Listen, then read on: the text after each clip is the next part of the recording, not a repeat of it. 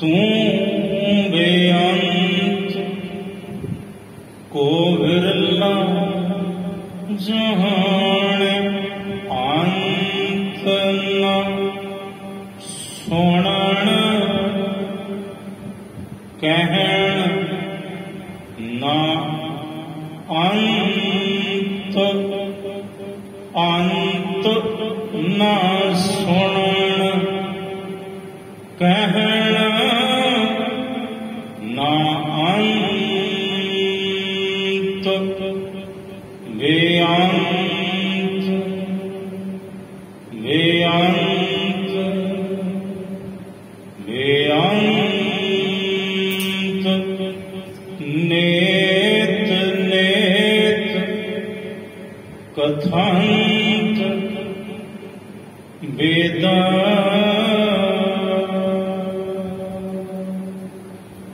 सुकाहता गुर से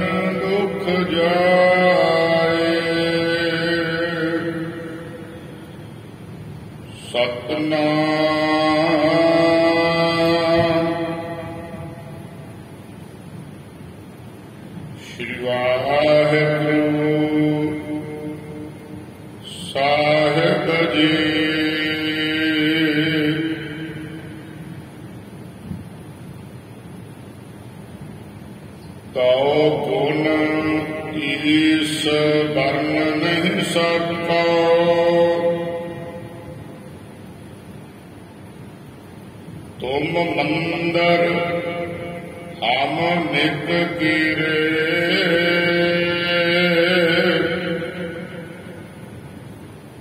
नानक कृपा करो गुर मेलो मैं राम जपत मन धीरे तो गुण ईश वर्ण नहीं सको तुम मंदर हम नित कीरे नानक कृपा करो गुर मेलो मैं राम जपत मन धीरे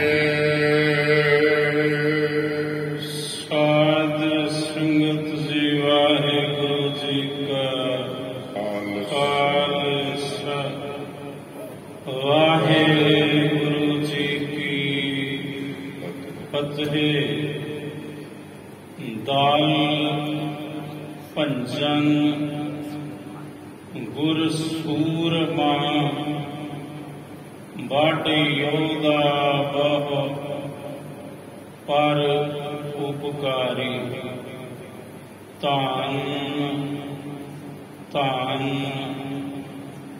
साहिब सच्चे पातशाह बंदी छोड़ सतगुरु धन श्री गुरु हरगोबिंद साहिब जी महाराज जिन्हां दे प्रकाश गुरपुरब 25 जून नूं परसों नूं समुचा पंथ मनाउण जा रहा है जी 25 जून नूं। सो साहिब जी दे पावन प्रकाश गुरपुरब नूं समर्पित अज इसे स्थान ते श्री अखंड पाठ साहिब भी प्रारंभ होने जा रहे हैं। शहीदां दे सरताज सतगुरु बाणी के बोहित सतगुरु भारी गुरु परताप रब धन श्री गुरु अर्जन देव साहिब जी महाराज, पिता सतगुरु गुरु रामदास महाराज जी ते माता धन बीबी भानी जी। बीबी भानी जी और गुरु रामदास महाराज जी दे तीन साहिबजादे हुए। सब तो बड़े बाबा प्रिथी चंद जी, दूसरे नंबर ते बाबा महादेव जी और तीसरे सब तो छोटे साहिबजादे गुरु रामदास महाराज जी दे हुए पंचम पातशाह गुरु अर्जन देव साहिब जी। बचपन तो ही बाबा प्रिथी चंद नूं उन्हां दा इह फुरना सी कि किवें ना किवें मैं मूहरे आवां। ਉਹਦੇ ਲਈ ਉਹਨਾਂ बड़े पापड़ मेले संगतां नूं अपने पक्ष विच करन दी कोशिश कीती। तकरीबन ਇਹਦੇ ਵਿੱਚ ਇੰਜ कहो भी 50% कामयाब भी हो गए। संगत बाबा प्रिथी चंद की बोली बोलिया करे, ਜਿਹੜੇ ਉਹਨਾਂ ਦੇ ਪੱਖੀ ਸਨ। संगत विचों सिख गुरु रामदास महाराज जी ਨੂੰ ਇੱਥੋਂ तक ਕਹਿੰਦੇ ਸਨ, बाबा प्रिथी चंद की पिता सतगुरु आ जिन्ना काम है ना गुरु घर दा मैं ही संभालना, क्योंकि तुसीं ते संगत विच मशरूफ रहिंदे हो, संगत नूं मिलदे हो, बचन करदे हो। तुहानूं की पता कि गुरु के लंगरां नूं किवें संभालना है, किवें रसदां लियाउणीआं ने, किवें रखणीआं ने। ये जिम्मेवारी ते मेरी है। ते गुरु रामदास महाराज मुस्कुरा के छड़ देंदे, अगों कोई उतर ना देंदे। दूसरे सपुत्र बाबा महादेव जी वो अपनी मस्ती दे विच रहिंदे ने, ते तीसरे सपुत्र सतगुरु जी दे गुरु अर्जन देव साहिब जी महाराज सदा ही पिता दी रजा, पिता दे हुक्म दे पाबंद ने। समा बतीत हुंदा गया, अखीरों समा आया। गुरु रामदास महाराज जी ने जदों सचखंड गमन करना है, उस तो पहला कुछ घटनावां घटियां जिथों चोण हुई बई तखत दा मालिक मेरे तो बाद कौन होवेगा। साहिब जी ने बड़ियां परखां कीतियां। बाबा प्रिथी चंद ने ते संगत दे विच पिता सतगुरु नूं दुर्वचन भी कहे, झगड़ा भी कीता, जिहदा जिक्र बाणी दे विच मिलदा है।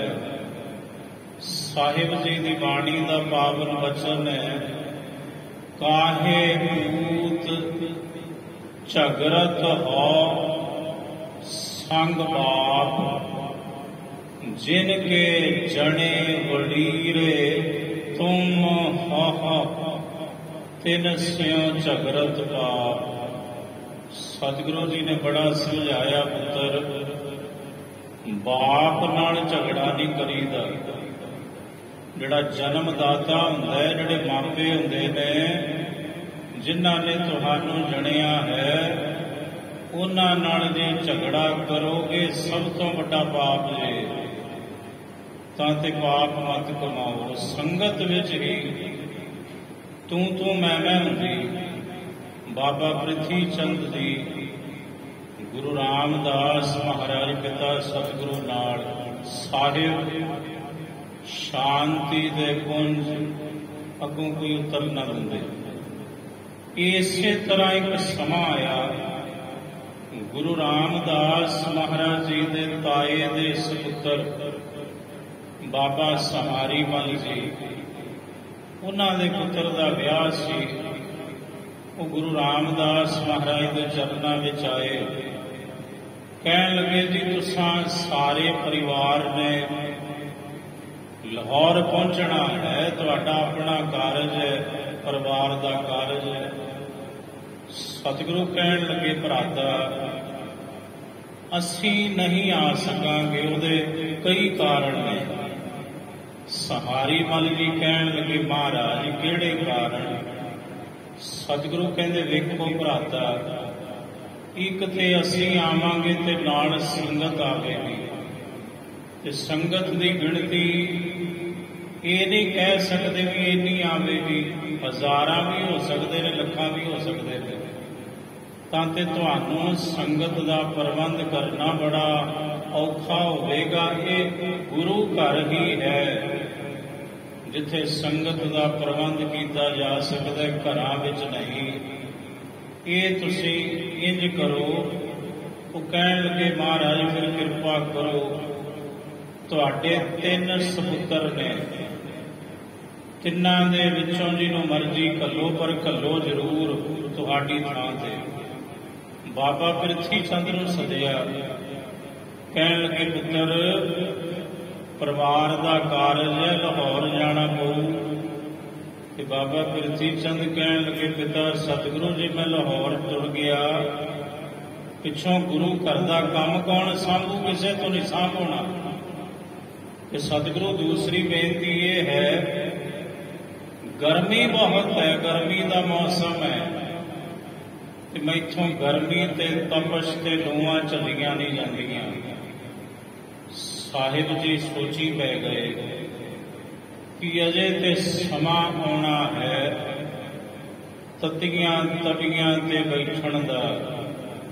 ਜਿਹੜਾ ਅੱਜ ਲੂਆਂ ਤੋਂ ਡਰਦਾ, ਧੁੱਪ ਦੀ ਤਪਸ਼ ਸਹਾਰ ਨਹੀਂ ਸਕਦਾ, ਐਡਾ ਸੋਹਲ ਇਹ ਸਾਕਾ ਲਾਹੌਰ ਨਹੀਂ ਵਰਤਾ ਸਕੇਗਾ। ਸਾਹਿਬ ਜੀ ਨੇ ਦੂਸਰੇ ਪੁੱਤਰ ਨੂੰ ਸੱਦਿਆ, ਬਾਬਾ ਮਹਾਦੇਵ ਜੀ ਨੂੰ।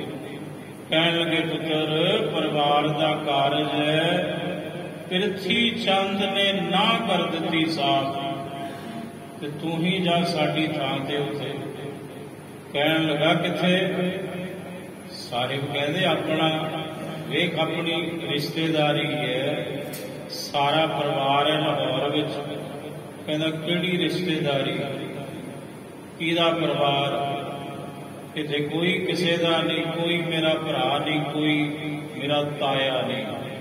ਸਾਹਿਬ ਖਾਮੋਸ਼ ਹੋ ਗਏ। ਫਿਰ ਪੰਚਮ ਪਾਤਸ਼ਾਹ ਗੁਰੂ ਅਰਜਨ ਦੇਵ ਮਹਾਰਾਜ ਜੀ ਨੂੰ ਸੱਦਿਆ। ਸਾਹਿਬ ਕਹਿਣ ਲੱਗੇ ਪੁੱਤਰ ਅਰਜਨ ਦੇਵ ਹੁਣ ਤੂੰ ਰੱਖ ਲੈ ਸਾਡੀ।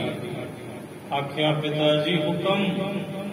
ਸਾਹਿਬ ਕਹਿਣ ਲੱਗੇ ਲਾਹੌਰ ਜਾਣਾ, ਵਿਆਹ ਦਾ ਕਾਰਜ ਹੈ, ਉੱਥੇ ਹੀ ਰਹਿਣਾ ਤੁਸਾਂ, ਤੇ ਇੱਕ ਸ਼ਰਤ ਹੈ, ਜਦੋਂ ਤੱਕ ਅਸੀਂ ਸਦੀਏ ਨਾ ਅੰਮ੍ਰਿਤਸਰ ਸਾਹਿਬ ਵੱਲ ਮੁਖ ਨਹੀਂ ਕਰਨਾ।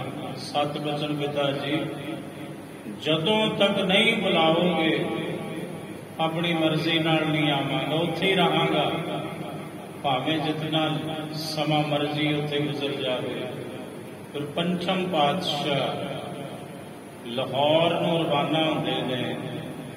ਵਿਆਹ ਦਾ ਕਾਰਜ ਹੁੰਦਾ, ਉਹ ਵੀ ਨਿਬੜ ਜਾਂਦਾ।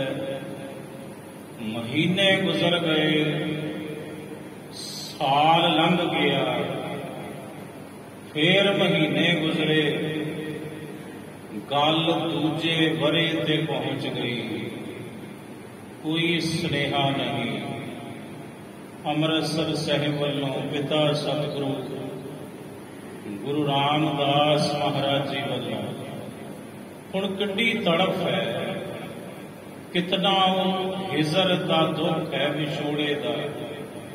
ਰਹਿ ਨਹੀਂ ਸਕਦੇ ਪਿਤਾ ਗੁਰੂ ਦੇ ਦਰਸ਼ਨਾਂ ਤੋਂ ਬਿਨਾਂ।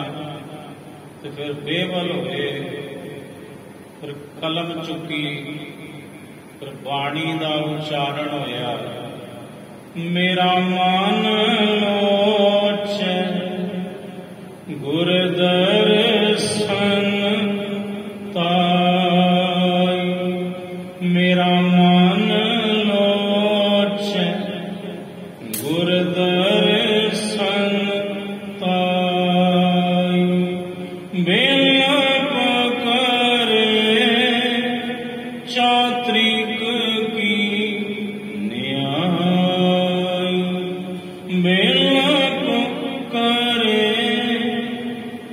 तरीक की न्याय, मेरा मन लोच गुर दर्शन ताई।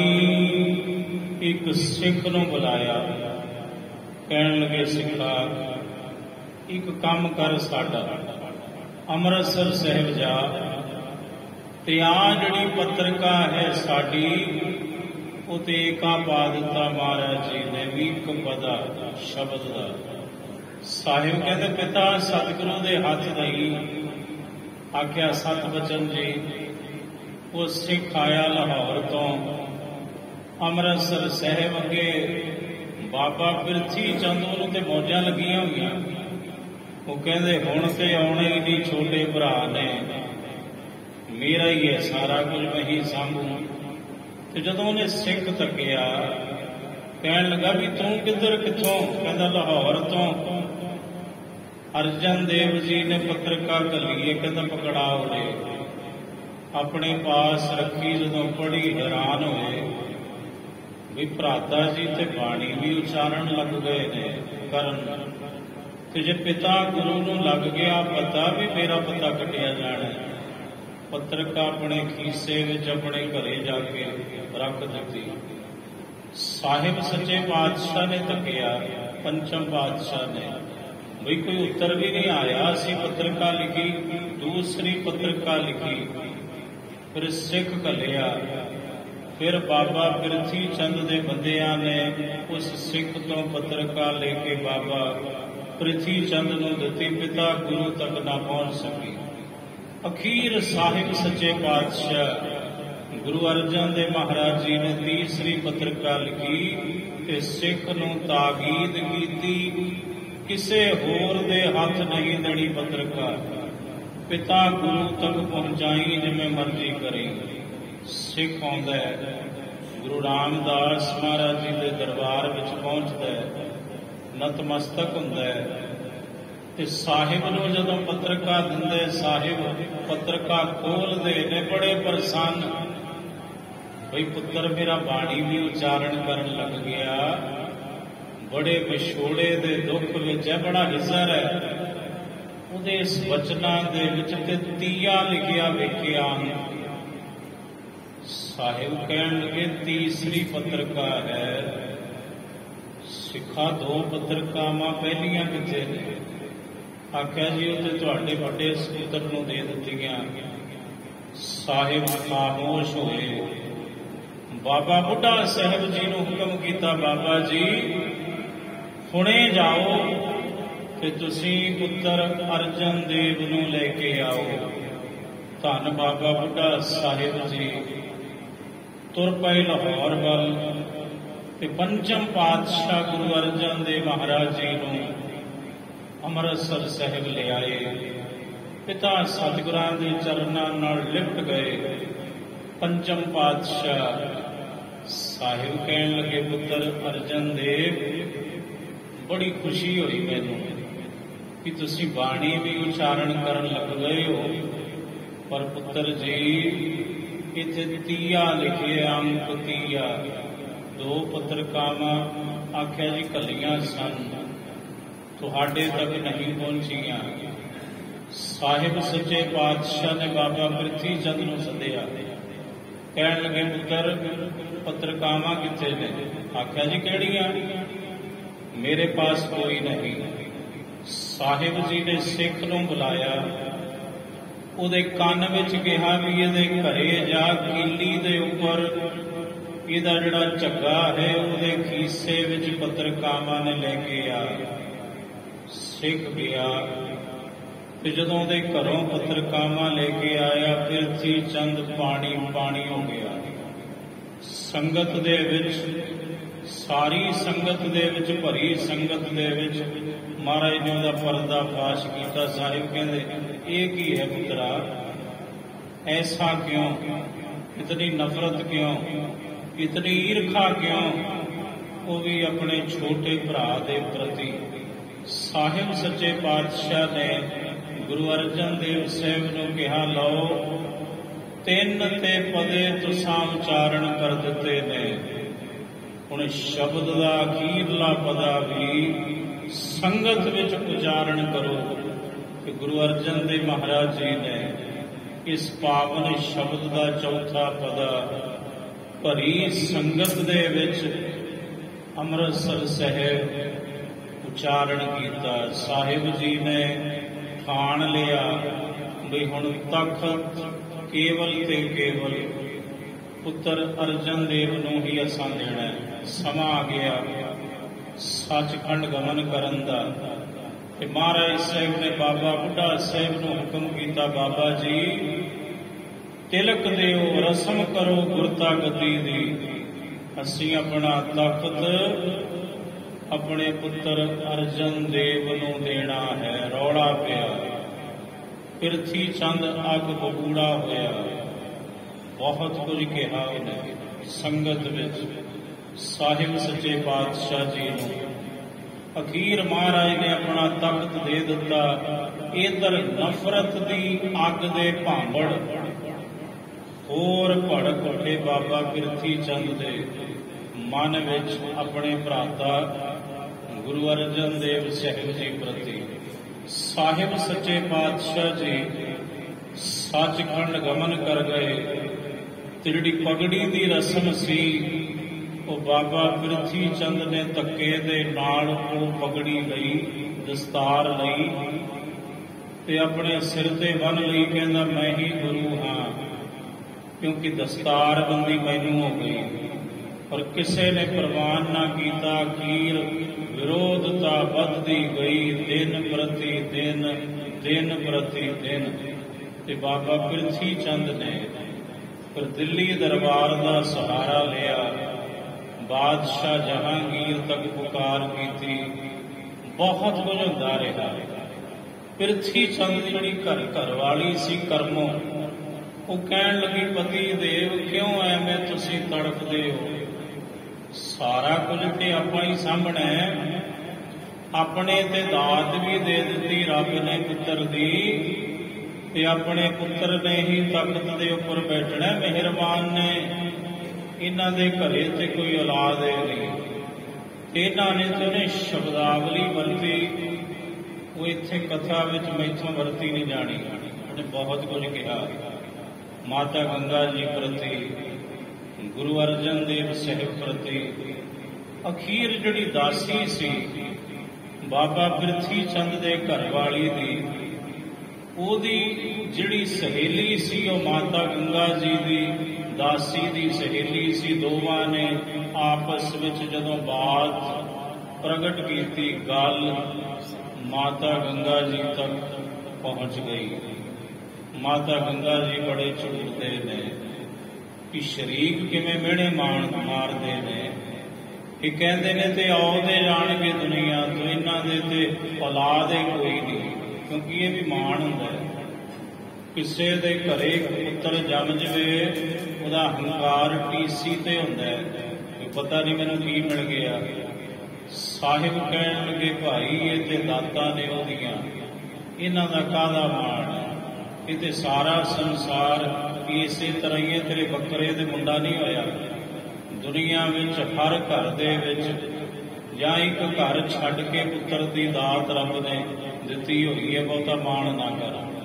ਬੜਾ ਮਾਣ ਸੀ ਬਾਬਾ ਪਿਰਥੀ ਚੰਦ ਨੂੰ ਤੇ ਉਹਦੀ ਘਰਵਾਲੀ ਬੀਬੀ ਕਰਮੋਂ ਨੂੰ। ਅਖੀਰ ਧੰਨ ਮਾਤਾ ਗੰਗਾ ਜੀ ਨੇ ਅਰਜ਼ ਕੀਤੀ, ਸਾਹਿਬ ਸਾਰੀ ਦੁਨੀਆ ਨੂੰ ਪੁੱਤਰ ਬਖਸ਼ਦੇ ਜੇ, ਘਰ ਦੇ ਵਿੱਚ ਔਲਾਦ ਨਹੀਂ, ਕਿਰਪਾ ਕਰੋ। ਸਾਹਿਬ ਜੀ ਨੇ ਫਿਰ ਗੁਰਮੁਖਾਂ ਨੂੰ ਵਡਿਆਈ ਬਖਸ਼ੀ। ਸਤਿਗੁਰੂ ਕਹਿਣ ਲੱਗੇ, ਗੰਗਾ ਜੀ ਅੰਦਰ ਇਹ ਇੱਛਾ ਹੈ, ਕਾਮਨਾ ਹੈ, ਤਾਂ ਫਿਰ ਜਾਓ ਬ੍ਰਹਮ ਗਿਆਨੀ ਧੰਨ ਬਾਬਾ ਬੁੱਢਾ ਸਾਹਿਬ ਜੀ ਪਾਸ ਜਾ ਕੇ ਪੁੱਤਰ ਪ੍ਰਾਪਤੀ ਦੀ ਯਾਚਨਾ ਕਰੋ, ਉਹਨਾਂ ਤੋਂ ਅਰਦਾਸ ਕਰਵਾਓ। ਧੰਨ ਮਾਤਾ ਗੰਗਾ ਜੀ ਗਏ ਸਖੀਆਂ ਸਹੇਲੀਆਂ ਨਾਲ ਰਥਾਂ ਤੇ ਅਸਵਾਰ ਹੋ ਕੇ। ਧੰਨ ਬਾਬਾ ਬੁੱਢਾ ਸਾਹਿਬ ਜੀ ਨੇ ਦੂਰੋਂ ਤੱਕਿਆ, ਕਹਿਣ ਲੱਗੇ, ਇੰਨੀ ਕਾਹਲੀ ਕਿਸ ਨੂੰ ਹੈ? ਕਿਹਨੂੰ ਇਹ ਗੱਲ ਕੀ ਹੈ ਕਿ ਜਿਵੇਂ ਭਾਜੜ ਜੀ ਪਈ ਹੁੰਦੀ ਹੈ? ਵੀ ਹੌਲੀ ਵੀ ਤੇ ਰੱਥ ਤੋਰੇ ਜਾ ਸਕਦੇ ਨੇ। ਤੇ ਜਦੋਂ ਗਏ ਤਾਂ ਸਾਹਿਬ ਸੱਚੇ ਪਾਤਸ਼ਾਹ ਨੇ ਜੋ ਬਚਨ ਕੀਤੇ ਸਨ, ਬਾਬਾ ਬੁੱਢਾ ਸਾਹਿਬ ਜੀ ਨੇ ਕੋਈ ਉੱਤਰ ਨਾ ਦਿੱਤਾ। ਕਹਿਣ ਲੱਗੇ, ਮਾਤਾ ਜੀ ਮੈਂ ਤੇ ਗੁਰੂ ਨਾਨਕ ਦੇ ਘਰ ਦਾ ਇੱਕ ਘਾਈਆ ਹਾਂ। ਘਾਹ ਖੋਤਣ ਵਾਲਾ ਵੇਖੋ ਇੱਥੇ ਖੇਤੀਬਾੜੀ ਕਰਾਉਣਾ, ਇਹ ਮੇਰੇ ਵਿੱਚ ਸਮਰੱਥਾ ਕਿੱਥੋਂ ਕਿ ਮੈਂ ਤੁਹਾਨੂੰ ਪੁੱਤਰ ਪ੍ਰਾਪਤੀ ਦਾ ਵਰਦਾਨ ਬਖਸ਼ ਸਕਾਂ। ਉਹ ਸਾਰੀ ਸਮਰੱਥਾ ਦੇ ਮਾਲਕ ਧੰਨ ਗੁਰੂ ਅਰਜਨ ਦੇਵ ਮਹਾਰਾਜ ਨੇ। ਮੈਂ ਤੇ ਉਹਨਾਂ ਦੇ ਦਰ ਦਾ ਇੱਕ ਘਾਈਆ ਹਾਂ, ਘਾਈਆ ਘਾਹ ਖੋਤਣ ਵਾਲਾ ਇੱਕ ਸੇਵਾਦਾਰ। ਮਾਤਾ ਗੰਗਾ ਜੀ ਨਿਰਾਸ਼ ਹੋਏ, ਵਾਪਸ ਪਰਤੇ। ਸਾਹਿਬ ਕਹਿਣ ਲੱਗੇ, ਗੰਗਾ ਜੀ ਕੀ ਕਿਹਾ ਬਾਬਾ ਬੁੱਢਾ ਸਾਹਿਬ ਨੇ? ਆਖਿਆ, ਮਹਾਰਾਜ ਉਹ ਕਹਿੰਦੇ ਵੀ ਮੈਂ ਤੇ ਇੱਕ ਘਾਈਆ ਹਾਂ, ਮੇਰੇ ਪਾਸ ਇਹ ਸਮਰੱਥਾ ਕਿੱਥੇ? ਸਾਹਿਬ ਕਹਿਣ ਲੱਗੇ ਵੀ ਜਿਹਦੇ ਕੋਲ ਕੁਝ ਹੁੰਦਾ ਹੈ ਨਾ, ਖਾਲੀ ਭਾਂਡਾ ਟਣਕਦਾ ਹੁੰਦਾ ਹੈ, ਤੇ ਜਿਹਦੇ ਅੰਦਰ ਕੁਝ ਹੋਵੇ ਉਹ ਸ਼ਾਂਤ ਰਹਿੰਦਾ ਹੁੰਦਾ ਹੈ। ਤੁਸੀਂ ਜਾਓ ਆਪਣੇ ਹੱਥੀਂ ਇੰਜ ਕਰੋ, ਪਹਿਲਾਂ ਆਟਾ ਪੀਓ, ਮਿਸ ਤਿਆਰ ਕਰੋ, ਮਿੱਸੇ ਪ੍ਰਸ਼ਾਦੇ ਤਿਆਰ ਕਰੋ, ਮੋਟੇ ਮੋਟੇ ਗੱਡੇ ਲੈ ਕੇ ਜਾਓ, ਲੱਸੀ ਲੈ ਕੇ ਜਾਓ ਗਾੜੀ, ਤੇ ਨਾਲ ਮੱਖਣ ਦਾ ਛੰਨਾ ਲੈ ਕੇ ਜਾਓ, ਕਿ ਕਿਸੇ ਨੂੰ ਨਾਲ ਨਾ ਲਿਜਾਓ। ਨੰਗੇ ਚਰਨੀ ਜਾਣਾ ਬਾਬਾ ਬੁੱਢਾ ਸਾਹਿਬ ਜੀ ਦੇ ਪਾਸ, ਪ੍ਰਸ਼ਾਦਾ ਛਕਾਓ। ਤੇ ਫਿਰ ਵੇਖੋ ਗੁਰੂ ਕਾ ਪਿਆਰਾ ਕੀ ਆਖਦਾ। ਧੰਨ ਮਾਤਾ ਗੰਗਾ ਜੀ ਨੇ ਜਿਹੀ ਕੀਤਾ, ਅੰਮ੍ਰਿਤ ਵੇਲੇ ਉੱਠੇ, ਆਪ ਜੀ ਨੇ ਚੱਕੀ ਚਲਾਈ, ਆਟਾ ਪੀਆ, ਮਿਸ ਤਿਆਰ ਕੀਤੀ, ਮਿੱਸੇ ਪ੍ਰਸ਼ਾਦੇ ਤਿਆਰ ਕੀਤੇ, ਤੇ ਫਿਰ ਐਨ ਸੀਸ ਤੇ ਰੱਖ ਕੇ ਤੁਰ ਪਏ ਨੇ ਬੀੜ ਬਾਬਾ ਬੁੱਢਾ ਸਾਹਿਬ ਜੀ ਵੱਲ, ਅੰਮ੍ਰਿਤਸਰ ਸਾਹਿਬ ਤੋਂ। ਜਦੋਂ ਦੂਰੋਂ ਤੱਕਿਆ ਵੀ ਮਾਤਾ ਗੰਗਾ ਜੀ ਆ ਰਹੇ ਨੇ, ਬਾਬਾ ਬੁੱਢਾ ਸਾਹਿਬ ਉੱਠ ਕੇ ਖਲੋ ਗਏ। ਕਹਿਣ ਲੱਗੇ, ਆ ਜਾ ਮਾਂ, ਆ ਜਾ। ਜੇ ਮਾਂ ਨੂੰ ਨਹੀਂ ਫਿਕਰ ਹੋਊ ਤੇ ਹੋਰ ਕਿਸ ਨੂੰ ਹੋਊ? ਮਾਵਾਂ ਨੂੰ ਪਤਾ ਹੁੰਦਾ ਵੀ ਪੁੱਤਰ ਭੁੱਖਾ ਹੈ ਤੇ ਮਾਂ ਭੁੱਖ ਬੜੀ ਲੱਗੀ ਹੈ, ਲਿਆ ਛਕਾ ਕੀ ਲੈ ਕੇ ਆਈ ਹੈ। ਧੰਨ ਮਾਤਾ ਗੰਗਾ ਜੀ ਪ੍ਰਸੰਨ ਹੋਏ। ਬਾਬਾ ਬੁੱਢਾ ਸਾਹਿਬ ਜੀ ਨੇ ਪ੍ਰਸ਼ਾਦਾ ਛਕਿਆ, ਗਰਾਹੀ ਤੋੜੀ, ਗੰਢੇ ਤੇ ਮਾਰਿਆ ਮੁੱਕਾ, ਆਕਾਸ਼ ਵਿੱਚ ਬੱਦਲ ਗਰਜੇ, ਬਿਜਲੀ ਲਿਸ਼ਕੀ। ਧੰਨ ਬਾਬਾ ਬੁੱਢਾ ਸਾਹਿਬ ਜੀ ਕਹਿੰਦੇ, ਮਾਤਾ ਗੰਗਾ ਜੀ ਇਹੋ ਜਿਹਾ ਪੁੱਤਰ ਬਖਸ਼ੇਗਾ ਗੁਰੂ ਨਾਨਕ ਤੁਹਾਨੂੰ। ਉਹਦੀ ਆਵਾਜ਼ ਵਿੱਚ ਐਸੀ ਗਰਜਣਾ ਹੋਵੇਗੀ ਜਿਵੇਂ ਬੱਦਲ ਗਰਜਦੇ ਨੇ, ਤੇ ਜਦੋਂ ਉਹ ਬੋਲੇਗਾ ਜੰਗੇ ਮੈਦਾਨ ਵਿੱਚ ਦੁਸ਼ਮਣਾਂ ਦੇ ਪਸੀਨੇ ਛੁੱਟ ਜਾਵਣਗੇ ਉਹਦੀ ਆਵਾਜ਼ ਸੁਣ ਕੇ। ਜਿਵੇਂ ਬਿਜਲੀ ਲਿਸ਼ਕੀ ਹੈ, ਇਵੇਂ ਉਹਨਾਂ ਦੀਆਂ ਤਲਵਾਰਾਂ ਲਿਸ਼ਕਣਗੀਆਂ। ਮੀਰੀ ਤੇ ਪੀਰੀ ਦੇ ਉਹ ਧਾਰਨੀ ਹੋਣਗੇ, ਦੋ ਤਲਵਾਰਾਂ ਉਹ ਪਹਿਨਣਗੇ, ਤੇ ਜਿਵੇਂ ਆ ਗੰਢਾ ਤੋੜਿਆ ਨਾ ਮੁੱਕਾ ਮਾਰ ਕੇ, ਇੰਜ ਜ਼ਾਲਮਾਂ ਦੇ ਸਿਰ ਫਿਉਆਂ ਕਰੇਗਾ। ਉਹ ਮਹਾਨ ਯੋਧਾ ਹੋਵੇਗਾ ਤੁਹਾਡਾ ਪੁੱਤਰ। ਤੇ ਧੰਨ ਮਾਤਾ ਗੰਗਾ ਜੀ ਉਹ ਖੁਸ਼ੀ, ਉਹ ਆਨੰਦ ਸਮਾਉਂਦਾ ਨਹੀਂ। ਹਿਰਦੇ ਵਿੱਚ ਬੜੇ ਪ੍ਰਸੰਨ ਹੋਏ, ਵਾਪਸ ਪਰਤੇ। ਸਾਹਿਬ ਜੀ ਕਹਿਣ ਲੱਗੇ, ਗੰਗਾ ਜੀ ਸੁਣਾਓ ਕੀ ਕਿਹਾ ਸਾਡੇ ਉਸ ਮਹਾਨ ਬ੍ਰਹਮ ਗਿਆਨੀ ਸਿੱਖ ਧੰਨ ਬਾਬਾ ਬੁੱਢਾ ਸਾਹਿਬ ਜੀ ਨੇ। ਕਹਿਣ ਲੱਗੇ, ਸਤਿਗੁਰੂ ਵਰਦਾਨ ਬਖਸ਼ ਦਿੱਤਾ, ਉਹਨਾਂ ਨੇ ਆ ਬਚਨ ਕੀਤੇ। ਸਾਹਿਬ ਕਹਿਣ ਲੱਗੇ, ਹੁਣ ਧੀਰਜ ਰੱਖੋ, ਜੋ ਮੁਖੋਂ ਬਚਨ ਨਿਕਲ ਗਏ ਉਹ ਅਟਲ ਹੋਵਣਗੇ। ਇਧਰ ਬਾਬਾ ਪ੍ਰਿਥੀ ਚੰਦ ਦੀ ਵਿਰੋਧਤਾ ਹੋਈ ਤੇ ਗੁਰੂ ਅਰਜਨ ਦੇਵ ਮਹਾਰਾਜ ਜੀ ਨੂੰ ਅੰਮ੍ਰਿਤਸਰ ਸਾਹਿਬ ਨੂੰ ਛੱਡਣਾ ਪਿਆ। ਨੇੜੇ ਹੀ ਨਗਰ ਵਡਾਲੀ ਸੀ, ਜੋ ਗੁਰੂ ਕੀ ਵਡਾਲੀ ਬਣਿਆ ਹੁਣ, ਤੇ ਸਾਹਿਬ ਨੇ ਉੱਥੇ ਪਰਿਵਾਰ ਦੇ ਸਹਿਤ, ਸੰਗਤਾਂ ਦੇ ਸਹਿਤ ਜਾਣਾ ਕੀਤਾ। ਸਮਾਂ ਪਾ ਕੇ ਉਸੇ ਗੁਰੂ ਕੀ ਵਡਾਲੀ ਦੀ ਧਰਤੀ ਤੇ ਜੰਮਿਆ ਪੂਤ ਭਗਤ ਗੋਬਿੰਦ ਕਾ, ਜੰਮਿਆ ਪੂਤ ਭਗਤ ਗੋਬਿੰਦ ਕਾ, ਜੰਮਿਆ ਪੂਤ ਭਗਤ ਗੋਬਿੰਦ ਕਾ। ਧੰਨ ਗੁਰੂ ਹਰਗੋਬਿੰਦ ਸਾਹਿਬ ਮਹਾਰਾਜ ਜੀ ਦਾ ਪ੍ਰਕਾਸ਼ ਹੋਇਆ। ਅੱਧੀ ਰਾਤ ਦਾ ਸਮਾਂ ਹੈ। ਖੁਸ਼ੀਆਂ ਖੇੜੇ ਗੁਰੂ ਘਰ ਦੇ ਵਿੱਚ। ਸਾਹਿਬ ਕਹਿੰਦੇ ਭਾਈ ਸਿੱਖੋ, ਉਹ ਜਿਨ੍ਹਾਂ ਦੀ ਬਦੌਲਤ ਸਾਹਿਬਜ਼ਾਦਾ ਜੀ ਆਏ ਨੇ, ਜਿਨ੍ਹਾਂ ਦੀ ਅਰਦਾਸ ਬਦੌਲਤ, ਜਾਓ ਮੇਰੇ ਉਸ ਪਿਆਰੇ ਸਿੱਖ ਨੂੰ ਸੁਨੇਹਾ ਦਿਓ ਜਾ ਕੇ। ਸਿੱਖ ਗਏ। ਧੰਨ ਬਾਬਾ ਬੁੱਢਾ ਸਾਹਿਬ ਜੀ ਨੂੰ ਦੱਸਿਆ। ਧੰਨ ਬਾਬਾ ਬੁੱਢਾ ਸਾਹਿਬ ਜੀ ਸਿੱਖਾਂ ਦੇ ਨਾਲ ਆਏ ਗੁਰੂ ਕੀ ਵਡਾਲੀ, ਤੇ ਸਾਹਿਬ ਕਹਿੰਦੇ ਜਾਓ ਬਾਲਕ ਨੂੰ ਲਿਆਓ। ਇਹਨਾਂ ਦੀ ਬਦੌਲਤ ਇਸ ਬਾਲਕ ਦਾ ਜਨਮ ਹੋਇਆ, ਇਹਨਾਂ ਦਾ ਪ੍ਰਕਾਸ਼ ਹੋਇਆ, ਇਹਨਾਂ ਨੂੰ ਦਰਸ਼ਨ ਕਰਾਓ।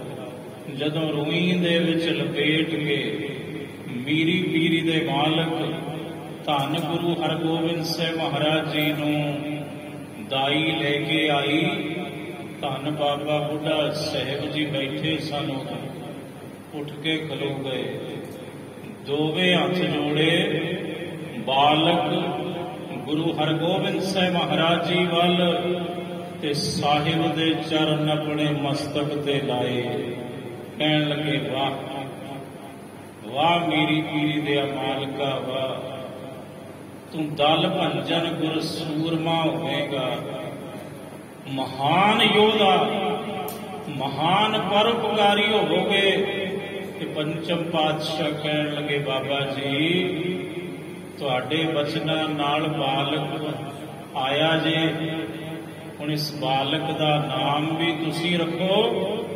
ਤੇ ਇੱਕ ਗੱਲ ਸੁਣੋ ਬਾਬਾ ਜੀ, ਇਸ ਬਾਲਕ ਨੂੰ ਸਾਹਿਬਜ਼ਾਦਾ ਨੂੰ ਗੁਰਮਤ ਦੀ ਤਾਲੀਮ, ਸ਼ਸਤਰ ਵਿਦਿਆ ਕੇਵਲ ਤੇ ਕੇਵਲ ਤੁਸਾਂ ਦੇਣੀ ਜੇ।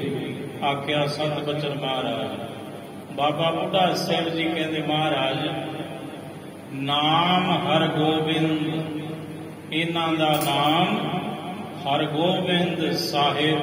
ਇੰਜ ਮੀਰੀ ਪੀਰੀ ਦੇ ਮਾਲਕ ਗੁਰੂ ਹਰਗੋਬਿੰਦ ਸਾਹਿਬ ਮਹਾਰਾਜ ਜੀ ਦਾ ਪ੍ਰਕਾਸ਼ ਗੁਰੂ ਕੀ ਵਡਾਲੀ ਦੀ ਪਾਵਨ ਧਰਤੀ ਤੇ ਹੋਇਆ।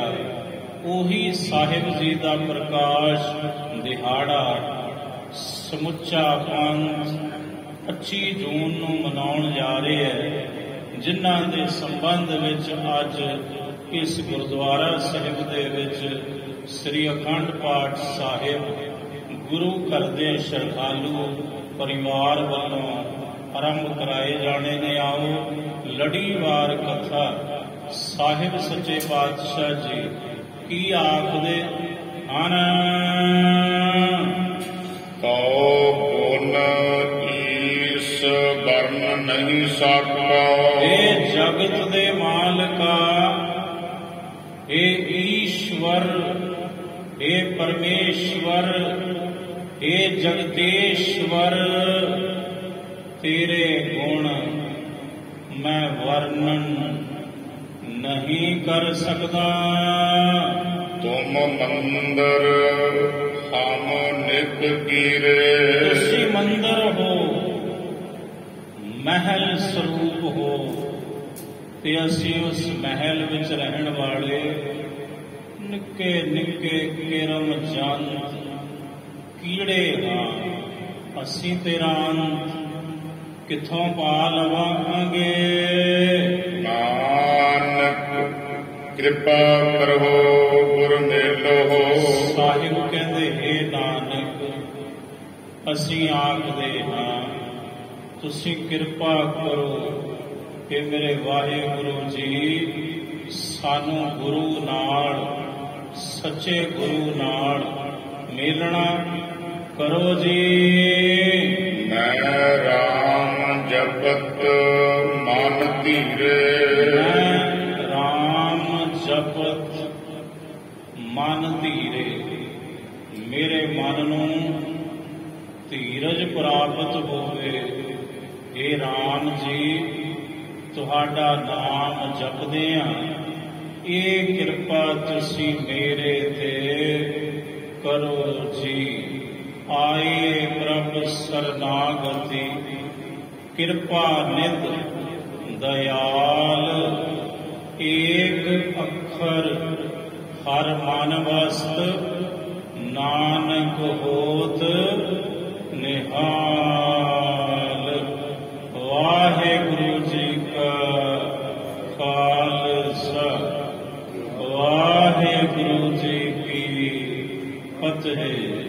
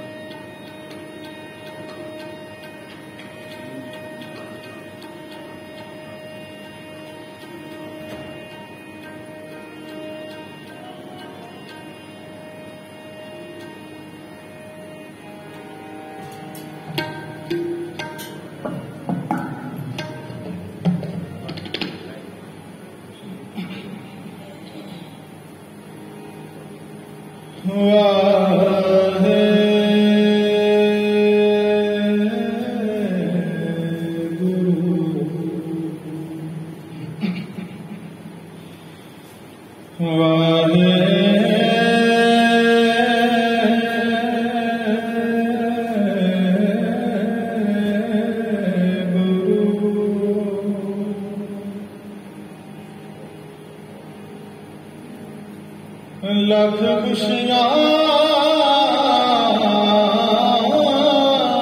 बादशाहियाँ